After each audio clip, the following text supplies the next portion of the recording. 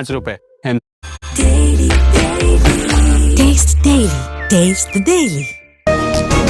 హైదరాబాద్ను ముంచెత్తిన భారీ వర్షం. అఫ్జల్ సాగర్ నాలాలో 2 గల్లంతు. గాలింపు చేపట్టిన అధికారులు.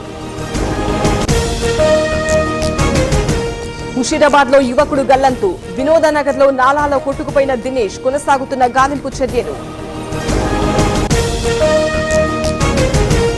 హైదరాబాద్ లో లోతట్టు ప్రాంతాలు జలమయం. ముంపు ప్రాంతాల్లో మేయర్ పర్యటన. రంగంలోకి దిగిన జీహెచ్ఎంసీ.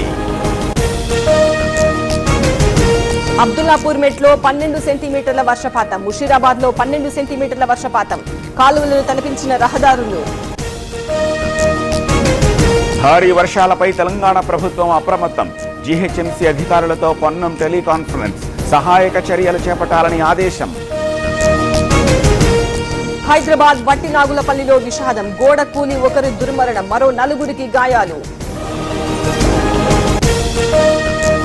గుంటూరును ముంచెత్తిన వర్షం. జలమయమైన రహదారులు. అప్రమత్తమైన కార్పొరేషన్ అధికారులు.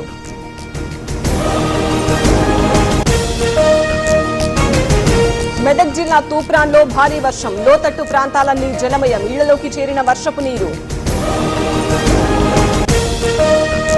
మెదక్ జిల్లాలో హల్దీ వాగు ఉధృతి. రోడ్డుపై ప్రవహిస్తోన్న వరద నీరు. తూప్రాన్ కిస్టాపూర్ మధ్య రాకపోకలు బంద్.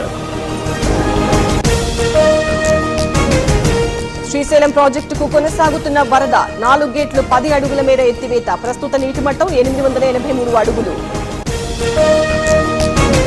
ప్రకాశం బరాజ్కు పెరిగిన వరద ఉధృతి. ఇన్ఫ్లో అవుట్ఫ్లో 3 లక్షల క్యూసెక్కులు. 70 గేట్లెత్తి దిగువకు నీటి విడుదల.